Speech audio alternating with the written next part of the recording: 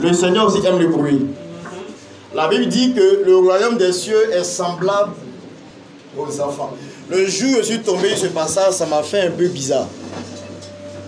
La Bible dit que le royaume des cieux ressemble aux enfants. On parle du royaume des cieux. Dieu qui établit les autorités.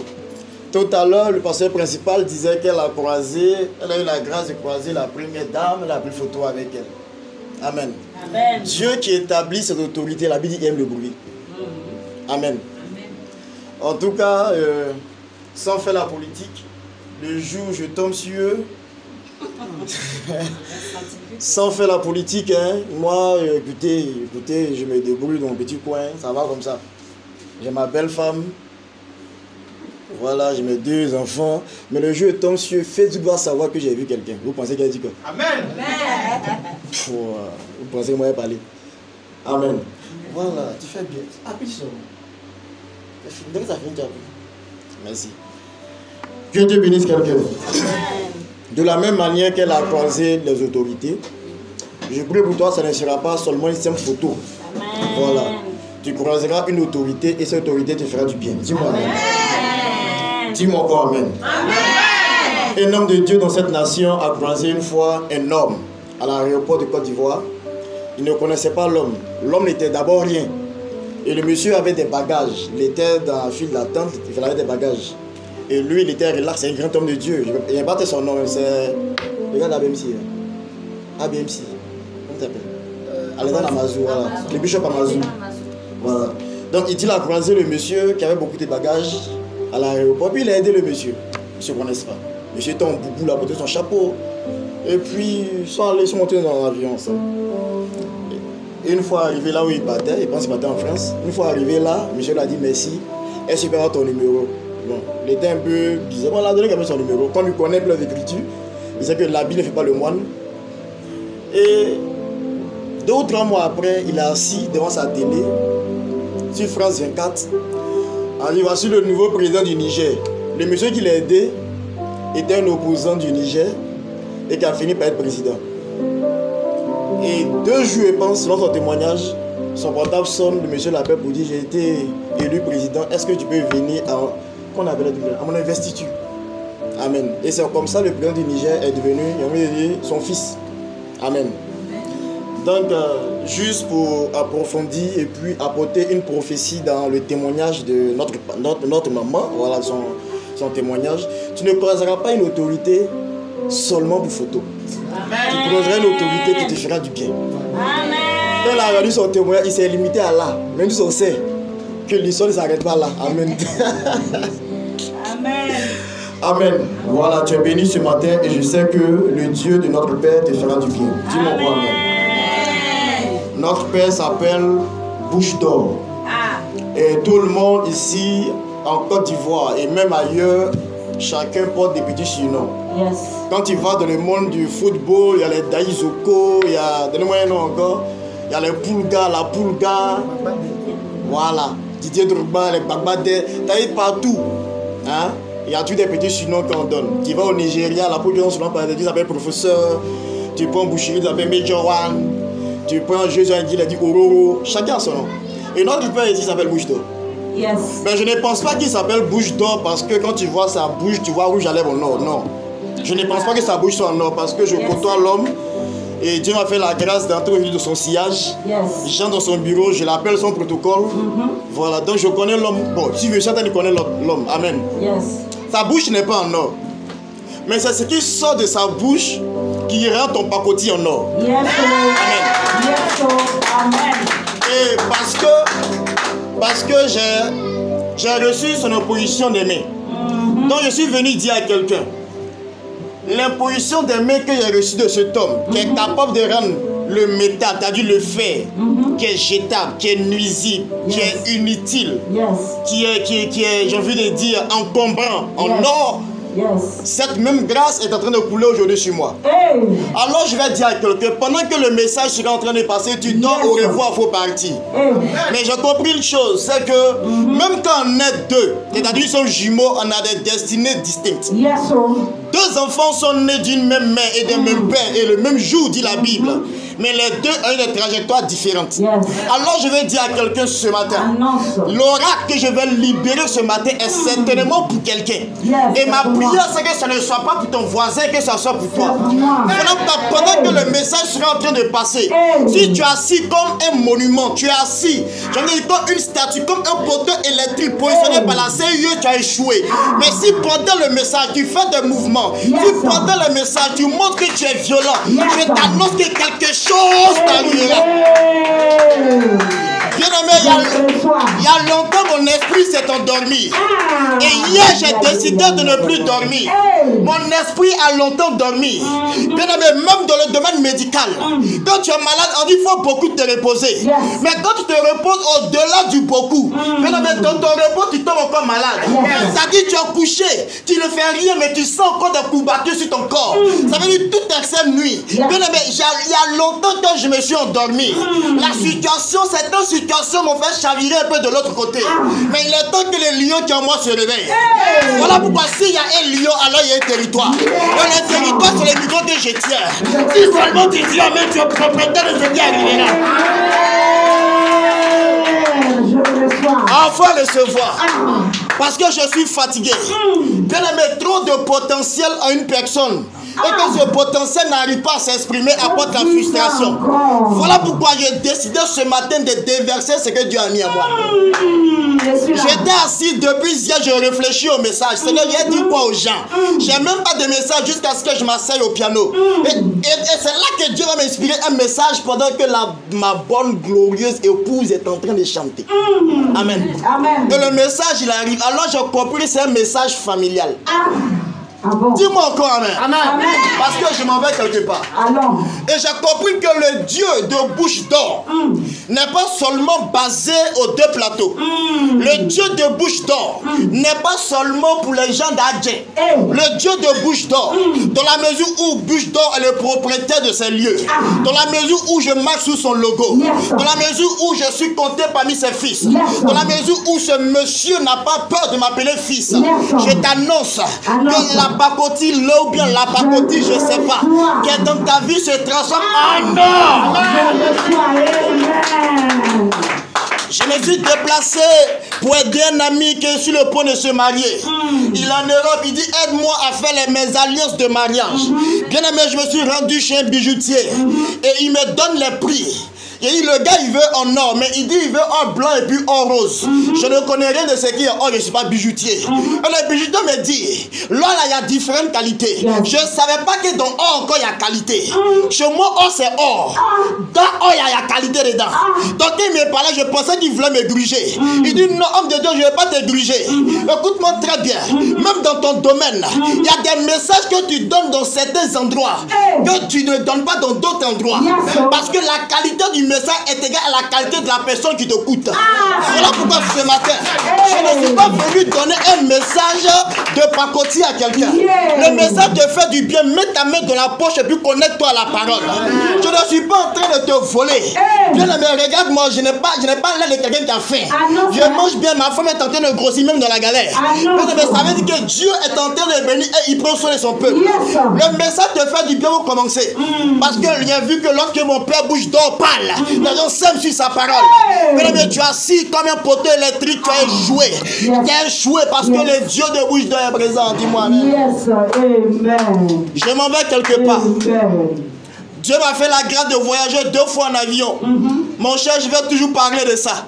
Parce que certains, c'est les baka et les woro. C'est par accident qu'ils montent dans le taxi comme eux.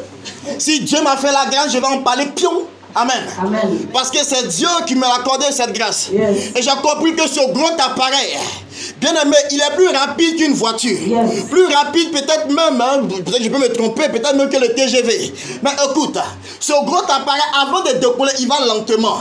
Il va doucement. Et plus le temps avance, plus il avance dans le temps, plus il commence à accélérer. Et c'est son accélération que la terre ne peut plus supporter. Et la terre dit maintenant, je ne peux plus te contenir, il faut aller en l'air. Et puis il s'élève. Et si je lui dis à quelqu'un, la terre ne va pas te contenir. La terre va te donner à l'espace. Dis-moi, Je reçois. regarde quelqu'un à côté de toi. Et puis dis voisin, est-ce que tu es là? Dis voisin, est-ce que tu es là? Voisin, est-ce que tu es là? Et j'aimais la direction. Depuis le début du culte, j'ai vu le Saint-Esprit en action. J'ai pas l'habitude de dire, je refuse de prêcher un Dieu qui est cloîtré dans la Bible. Bien aimé, Dieu a divisé la mer rouge, c'est pour les gens d'avant. J'ai des réalités en face de moi. Je n'ai pas la mer rouge devant moi, mais il y a quelque chose qui est là. Donc j'ai besoin de l'intervention divine. Mais je peux m'inspirer de ce que Dieu a fait par mes ancêtres. C'est-à-dire le gars là. Voilà. Je peux m'inspirer de ça pour avoir de l'espoir dans ma situation. Voilà pourquoi je refuse un Dieu cloîtré dans la Bible qui croise les bras pendant que ses enfants sont en train de souffrir. Je refuse un Dieu qui boit du café pendant que ses enfants sont en train de souffrir. Je refuse un Dieu qui porte le costume cravate et qui fait le malin dans le quartier. Je refuse un Dieu qui est en train de dormir pendant que moi, Jérémie, je suis en train de souffrir. Je refuse un Dieu qui est en train de se mouvoir, de s'amuser pendant que le peuple de Dieu est en train de pleurer. Raison pour laquelle le Seigneur m'a dit, Jérémie, en ce dimanche, je sortirai de la Bible et je viendrai à ton culte. J'ai la grande joie de t'annoncer le Dieu créateur du ciel et de la terre, le Dieu qui s'est fait chair, le Dieu qui était esprit, celui qui a visité Adam et Ève dans le jardin. Bien aimé, il était monté. La Bible dit, l'ange a dit aux disciples, c'est Jésus que vous voyez monter. De la manière il est monté, c'est ainsi qu'il descendra. Bien aimé, tu n'as pas encore vu Jésus, mais j'ai la grande joie de t'annoncer de la manière qu'il est monté, il est descendu en ce lieu ce matin. Dis-moi un bon amen. Parce que je m'en vais quelque part. Écoute-moi, j'ai compris une chose. J'écoute beaucoup des hommes de Dieu anglophones parce que je ne suis pas francophone. Quand tu me regardes, je ressemble à un bourreau. Est-ce que je ressemble à un bêté? Est-ce que je ressemble à un baoulé? Mais regarde-moi et dis, je suis un Américain. Écoute-moi très bien. Un homme de Dieu américain non intelligent qui a rendu son témoignage. Il était grand prédicateur. Il parlait bien. Bien aimé, son parlage bien restait au quartier. Dans son quartier, quelques personnes le connaissaient. Mais il avait la parole. Mais j'ai la grande joie de t'annoncer. Laisse-moi te donner la conclusion avant le développement. La conclusion de ce monsieur, jusqu'à aujourd'hui, depuis 2010, aujourd'hui, il est le meilleur prédicateur américain. Lorsqu'on fait le sondage, pourquoi? Je te rends son témoignage. Il dit, il était bloqué sur, c'est-à-dire, bon, son ministère ne bougeait point. Cet homme était galère, il était au quartier. Un peu comme l'histoire d'un homme qu'on appelle Jérémie. Le type avait la parole, il avait l'onction, il avait la grâce de Dieu, mais il était collé au quartier. Nul ne le connaissait. La seule personne qui l'encourageait, c'était son épouse. Et certainement ses deux enfants, si avait Tiliné Pion-Pion, certainement c'était eux qui l'encourageaient. Ce type était en train de mourir malgré la grâce qu'il avait. Jusqu'à ce qu'un jour, on vient lui dire, écoute, dans ça que tu prêches bien, mais il y a un orateur qui a invité un programme qui n'est pas venu. Donc de grâce, on a tout fait pour combler le vide de son passage. Mais il reste 7 minutes. Les 7 minutes, on ne sait pas quoi faire de ces minutes. Bon, est-ce que tu peux venir combler ces 7 minutes? Écoute, les gens étaient programmés pour 2 heures et 3 heures. Lui, on lui a donné 7 minutes. Lorsqu'il est arrivé, il a dit, Seigneur, voici les 7 minutes de ma destinée. Les meilleures minutes de ma destinée. Alors ce monsieur monte à la chair. Oh, le programme était télévisé. Un programme médiatisé. Et quand il a commencé à prêcher, en 7 minutes, ce type me dit, pendant qu'il prêchait, il y avait un grand romancier. Amen. Qui s'appelle Paul Scraps. Notre maman ici, là, elle écrit un roman. Amen. Donc elle connaît ce qu'elle appelle l'inspiration pour écrire. Ce type avait écrit un livre et il n'a pas terminé le livre parce qu'il manquait l'inspiration. Alors, le type est collé comme ça devant sa télé un dimanche matin et il entend ce jeune monsieur en train de prêcher. Et le type est en train de prêcher textuellement son roman. Alors, monsieur a prêché et les 7 minutes sont arrivées, ils ont coupé. Il dit non, la partie où je devais mettre écoutez le message du monsieur. Ouais, inspiré pour mon roman. C'est là qu'ils ont coupé. Ce type sera à la télévision. Et il dit, il y a un monsieur qui a prêché ici une fois. Il a fait la description du monsieur. On dit c'est un monsieur, il s'appelle... Est-ce qu'il peut avoir son contact? Oh, le type dont je parle, c'est un milliardaire qui est en train de chercher un galère. Je vais dire à quelqu'un, des hommes importants te chercheront. Et Teddy Jakes dit, étant chez lui à la maison, dans un appartement qu'il avait même du mal à payer, on frappe à la porte. Lorsqu'il ouvre la porte, d'abord du balcon, il regarde, il voit une limousine. Et il voit l'armée américaine. Peut-être même que les 1024 étaient aussi là ce jour-là. Ils ont secré barricadé le quartier. Ils se demandent qu'est-ce qui ne va pas. On dit non, ils sont venus pour toi. Un homme dans la voiture te demande. Il dit moi, qu'est-ce que j'ai fait? Je suis pas un dealer de drogue même si je suis noir. On dit non, ce n'est pas la drogue. Ce type veut te voir. Il dit mais c'est quelqu'un, c'est Paul Kagame. Il dit quoi? C'est comme si on disait par exemple en Côte d'Ivoire ici. Qui est riche ici? Chris Yapi. Non, il est Chris Yapi encore. Boga Yapi. Le gars de mon EVA. Bon, on va prendre une star. Comme ça on disait par exemple qui? Lam. Amen. Bion, voilà. Comme ça on disait Bion. Viens dans mon quartier. Et puis c'est moi, il vient voir. Écoute, c'est sur Facebook, pendant les meetings, tu vois Bion porter les quais. Tu as l'impression qu'il est simple, il est facilement approché. Il faut t'approcher. Tu vas comprendre. Amen. Amen. Alors il se rassure, on dit c'est lui, il descend. Pour qu'on lui dit, écoute, homme de Dieu, je ne te connais pas, mais tu as quelque chose dans la bouche qui me donnera l'inspiration pour continuer mon roman. Alors il dit, oh monsieur, écoute-moi bien. Écoute-moi bien. Je veux que tu me prêches la suite du message que les gens ont coupé à la télé. Monsieur dit, attends. Le bishop dit, attends, tu veux quoi la suite de mon message? C'est à cause de ça que tu es arrivé. Mais tu n'as pas besoin de mettre dans une église, me donner une chef pour te prêcher. Dans la voiture ici, laisse-moi te parler. Alors Teddy Jakes commence à verser le message. Et pendant qu'il verse le message, le monsieur il prend des notes. Il a tellement pris des notes. Il dit non, tu m'as donné mes inspirations pour que 4 autres livres. À partir d'aujourd'hui, tout ce dont tu auras besoin dans ta vie, c'est pour moi. C'est pour moi. Je veux dire à quelqu'un, la même grâce qui était hier est encore disponible aujourd'hui. Bien-aimé, je n'ai pas l'habitude de dire, lorsque Foy Yacine Bey a demandé de devenir président en Afrique, ça ne m'a rien dit. Ça ne m'a pas étonné. Parce qu'en Afrique, le pouvoir s'élève, c'est comme la monarchie. Le roi passe et le fils prend. Amen. Lorsque, qui encore, donnez-moi un mot. Donnez-moi un mot. Lorsque Ali Bongo est devenu président, en remplacement de son père, moi je n'étais pas choqué. Parce qu'Ali Bongo était le fils de monsieur Bongo. Amen. Donc une onction bongale qui était en train de planer sur le Gabon. Mais lorsque le fils du paysan, lorsque le fils de la ménagère se lève un matin, lorsqu'on fait la biographie du monsieur, on dit profession du père planteur, profession de la mère ménagère, et lui-même niveau universitaire, c'est-à-dire il a fréquenté les écoles que tu as fréquentées. Lorsqu'une telle personne devient président, lorsqu'une telle personne devient grande bien-aimée, ça étonne. Alors je suis venu te dire, toi qui vends poisson, toi qui vends tchéké, toi qui vends garba, toi qui es ménagère, tes entrailles enverront un président.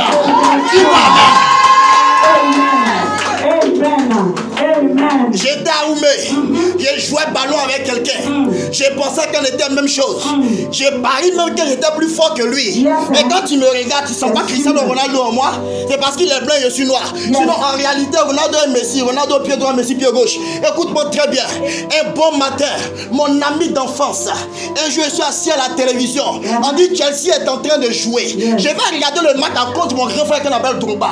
Et puis je vois quelqu'un que je connais. Il dit, hey, celui-là on était ensemble à Oumé. Quand Salomon Kalou était un ami, écoute-moi très bien.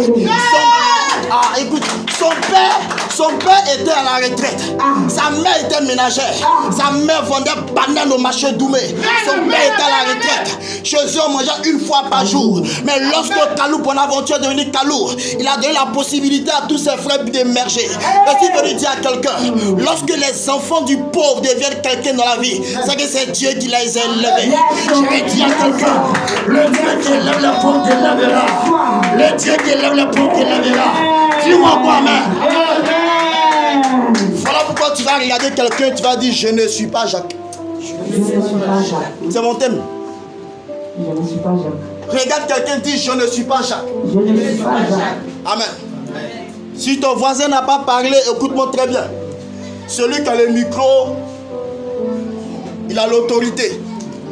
Celui qui a la chair a l'autorité. L'esprit est soumis au prophète.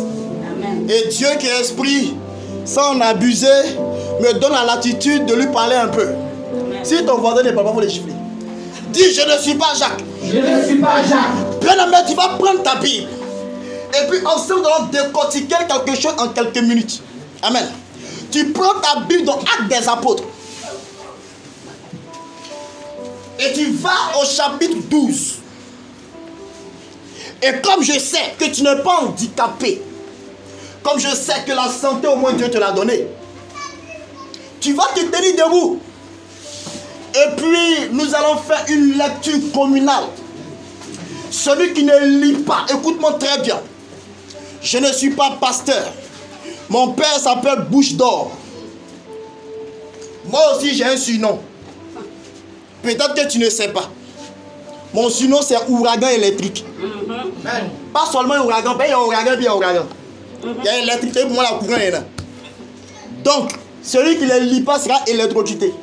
Amen. Amen. Amen. Alors, si tu n'as pas de Bible, il faut lire ton voisin.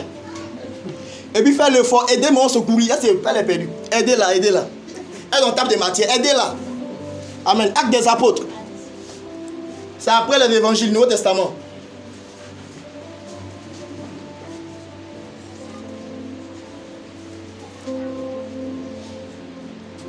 Qui a la page? On va aider Priska. On va cotiser pour elle pour lui acheter une Bible. On va cotiser pour elle. Bible, là, les petites Bibles, 4 ça là, ça va 2000. Ça est 2000. Donc, on fait une collecte. Après le culte, 100 francs, 100 francs, 200, 200. On fait une Bible pour elle. Amen. Voilà. Donc, acte 12. 1 à 4. Bien aimé, tu vas lire. Je vais t'écouter. Je compte à 3. Acte 12. 1 à 4. 1, 2, go, c'est parti. Vers le même temps, le roi Hérode se mit à maltraiter quelques membres de l'église. Et il fit mourir par l'épée Jacques, frère de Jean. Voyant que cela était agréable aux Juifs, il fit encore arrêter Pierre. C'était pendant les jours de pain sans levain. Après l'avoir saisi et jeté en prison, il le mit sous la garde de 4 espoirs, de 4 soldats chacune, avec l'intention de le faire comparaître devant le peuple après la Pâque. Amen. Amen. Est-ce que la lecture t'a senti quelque chose? Amen. Maintenant, je vais demander à 4 soldats qui vont faire cette lecture. Amen. 4 soldats. Ensemble. Qui veut parmi tes 4 soldats? Je n'ai personne. 1. Alors, tu es sélectionné. Ma femme est sélectionnée. JC t'es sélectionné. Donc, je vais raconter encore. Vous allez faire une lecture qui va surpasser. Tu lis en plein gosier. 1, 2, go! C'est parti! Vers le même temps, C'est ça! le roi Hérode se mit à maltraiter quelques membres de l'église. Et il le fit mourir par l'épée Jacques, frère de Jean. Voyant que cela était agréable aux Juifs, il fit encore arrêter Pierre. C'était pendant les jours des pains sans levain. Après l'avoir saisi et jeté en prison, il le mit sous le garde de 4 espoirs, de 4 soldats, avec l'intention de le faire comparaître devant le peuple après la Pâque. Acclame le Seigneur pour cette lecture. Et puis assieds-toi. Amen. Bien-aimé, je suis venu parler à quelqu'un ce matin. Parce que la réalité ici est telle que le texte que nous venons de lire, bien-aimé, tu as l'impression que c'est une histoire. C'est une histoire, mais une histoire qui s'est réellement passée. Écoute-moi très bien. La Bible dit un monsieur s'appelait Hérode. Et Hérode a eu le bon plaisir de prendre un disciple du Seigneur qui se nommait Jacques. Et il a tué Jacques par l'épée. Écoute-moi bien. Bien-aimé, Jacques a marché avec le Seigneur. Et la Bible me dit que le Seigneur n'a pas été suffisamment prudent pour garder Jacques. Comme certainement dans ta situation là où tu es, tu as l'impression que Dieu est en train de jouer avec toi. Parce que tout est réuni pour que Dieu puisse te garder et il ne te garde pas. Et si je veux te donner un message qui est caché derrière la lettre, dis-moi Amen. Amen. Dis-moi quoi Amen. Amen. Amen. Voilà pourquoi j'ai dit je ne suis pas Jacques. Je ne suis pas Jacques. Il y a des gens qu'on tue et il y a des gens qui sont intuables. Il y a des gens qu'on attrape et il y a des gens qui sont inattrapables. Il y a des gens qu'on peut punir et il y a d'autres qu'on ne peut pas punir. Écoute-moi très bien. Je suis venu te révéler la race de personnes que tu es. La Bible dit, dans le jardin d'Éden, il y avait une catégorie de personnes. Amen. La Bible dit, la postérité de la femme, amen, écrasera la tête du serpent. Et en retour, le serpent te blesse le talon. Ça, c'est une autre catégorie. En Luc 10, 19, il dit, voici, je vous ai donné le pouvoir de marcher sur les serpents et les scorpions, sur toute la puissance de l'ennemi, et rien ne pourra te nuire. La deuxième catégorie de personnes, tu marches sur le serpent, tu prends scorpion, tu mets dessus, tu prends sorcellerie, tu mets dessus, tu prends tout ce qui arrive, tu mets dessus, et quand tu sors indemne. Il y a des gens qui vont en guerre qui meurent, et il y a d'autres qui vont en guerre et qui reviennent vivants. Je suis venu te dire que tu es dans la catégorie des vainqueurs. Je te dis à mettre dans la catégorie des vainqueurs. Écoute-moi très bien. Mon père m'a regardé au Nigeria. Et puis il disait comme ça. Écoute, parmi 1 million de personnes, tu seras sélectionné. Je suis venu te dire la même grâce qui a été relâchée sur moi. Parmi 50 millions de personnes, tu seras sélectionné. La Bible dit, elle s'appelait Esther, la petite fille du quartier, orpheline de père et orpheline de mère. Écoute-moi très bien. Il y a des personnes, ton père est vivant, ta mère est vivante. C'est un demain qu'il mourrait. Parce que la galère même a pris photo chez toi. La galère habite ta maison. Lorsqu'on prend le dictionnaire petit Robert et grand Robert, quand on dit galère, on voit ton image à côté. Tu as la définition de la galère. Pourtant tes parents sont vivants. Mais ça dont je vais te parler, la Bible me dit elle était orpheline de père et de mère. Elle était entretenue par un parent. Et la Bible dit une sélection s'est faite dans le royaume. Écoute, elle n'avait rien pour attirer le regard de quelqu'un. Parce que la petite fille Esther certainement se lavait une fois par jour. J'imagine l'odeur de son parfum. Une maman vient de rendre témoignage. Seulement ouvrir le flacon, l'emballage d'un parfum, ça embaume toute la pièce. Écoute-moi très bien.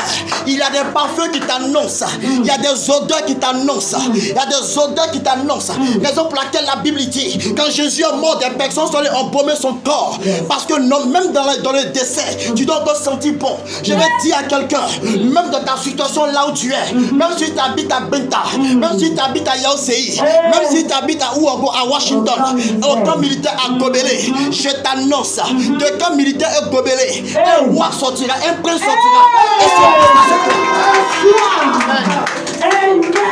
Et la petite fille Esther était assise, certainement en train de casser ses graines. Écoute, et la Bible dit une sélection s'est faite dans le palais. Et c'est quoi la sélection? On cherchait une femme pour être reine. Elle dit moi je ne peux pas être reine. Parce que quand je me regarde, je n'ai aucune intrigue. Amen, je n'ai rien du royaume. Je ne ressens à rien. Écoute-moi bien. L'oncle lui a dit fais tout pour partir là-bas. Et ils ont arrangé tout. Et la Bible dit tous ceux qui passaient devant le roi s'étaient maquillés. Des personnes se sont préparées depuis des années. Elles convoitaient le roi. Des femmes ont mis des peintures sur leur visage. Je me rappelle qu'à l'époque, les pots de peinture avaient disparu. C'était fini de la quincaillerie. Parce qu'elles se sont peint le visage. Se sont peint les lèvres. Et même le corps. Mais il y a une petite fille qui est sortie de nulle part, d'un village éloigné. Elle est arrivée avec sa jupe paysanne. Elle est venue avec ses tresses qui étaient mélangées. Je sais qu'elle avait fait des nattes baoulées. Et lorsqu'elle venait baouletiquement avançante, lorsqu'elle venait, tout le monde la repoussait. On lui disait, écoute, toi aussi tu veux faire. Écoute-moi très bien. C'est dans le temps aussi que Dieu sélectionne. C'est dans le temps aussi que Dieu sélectionne. Et on lui disait, toi aussi. Toi aussi tu veux être reine. Toi aussi tu veux jouer au football. Toi aussi tu peux arriver là vraiment. Le ballon est tombé. Toi tu peux voyager. Et puis tu ne vises pas tout près. Au lieu d'aller à Genwa, à Saint-Fra, Tumodi, à Kokumbo, tu vas là à Bengue, à France. Les gens ont parlé. Tout le monde l'a découragé. Mais il y a une seule personne qui l'a encouragé. Elle s'appelle Madoché. Écoute-moi très bien. Je viens comme Madoché ce matin. Quel que soit les faibles talents que tu as, quel que soit le faible niveau que tu as, je suis venu t'encourager pour dire le Dieu qui relève du fumier l'indigent et qui le fait asseoir à la table de roi est présent. Et il dit de te dire que tu es sélectionnable. Amen. Amen. Alors la petite fille est arrivée. Pendant que les femmes pêtres sont arrivées, les peines sont passées, les métis sont passés. Elles ont fait leur closure. Elles ont fait les laits soltables. Prêtez-moi encore les mots. Elles ont fait de ces glutards. Et encore même. Amen. Les humains. Les mèches brésiliennes. Fallait voir même les cils là. Il y avait des tissages sur les cils. De longs cils comme des lianes. Écoute, elles étaient même monstrueusement belles. Alléluia. Et lorsqu'elles avançaient, le roi les regardait et dit attention. C'est pas parce que celle qui chassait les vilaines. C'est pas parce qu'elle ne mettait pas de peinture sur elle. Elle habitait même à Gandou. Elle dormait et elle nageait dans les pommades. Lorsqu'elle sortait, elle était blanche. Elle était jolie à regarder. C'était la plus belle femme du palais. Donc je ne cherche pas la beauté. Donc je cherche quelque chose d'autre. Mais laisse-moi te dire, elles ont pensé que c'était l'apparence qui comptait. Écoute-moi très bien. Si l'apparence comptait, Messi ne serait pas sixième ballon d'or. Parce qu'il est petit de taille. Moi-même j'ai dit je suis petit, mais c'est grand que Messi. Alléluia. Si l'apparence comptait, écoute-moi très bien. Il y a des personnes qui n'allaient pas être sélectionnées. Si l'apparence comptait, certains ne seraient point président. Je connais un chef d'État dans ce continent qui est handicapé. Écoute-moi bien. L'apparence c'est l'affaire des hommes. Mais c'est Dieu. La Bible dit. Lorsque David, doit être sélectionné, lorsque Samuel est rentré, le prophète même a failli se tromper à cause de l'apparence. Il a regardé Eliab qui était général et grand, bâti bien balé André Baptista. Et il a regardé David et ses frères qui étaient Siengal, bien minces comme Abraham. Donc il a dit notre père est Abraham. Écoute-moi très bien. Il est trop plat, il est trop mince, il est trop chétif. Mais il y a un qui est rempli de muscles là. Écoute-moi très bien. Lorsqu'il loue son bras comme c'est 60 kilos, son coup de poing va à 1 tonne. Il a dit certainement c'est Eliab. Et Dieu lui a dit non. Vous regardez à l'apparence, mais moi je ne regarde pas l'apparence. Alors le roi aussi a dit, je ne regarde pas la beauté physique, mais je regarde à quelque chose au-delà de la beauté. Laisse-moi te dire. Amen. Écoute-moi bien. Une fois j'étais au plateau, j'étais allé voir la femme de mon frère Edgar. Et elle travaille dans une clinique spécialisée, une bonne clinique bien jolie. Si tu n'as pas l'argent, ne va pas là-bas. Amen. Une clinique de l'argent. Amen. Donc étant là-bas, et il y a une femme qui est rentrée. Quand j'ai regardé la femme, franchement, j'ai eu peur. La femme est sérieusement vilaine. Que le Seigneur me pardonne. Frère, sérieux. La femme n'est pas belle du tout. Amen. Elle n'a pas jolie forme. Au moins, tu peux te consoler.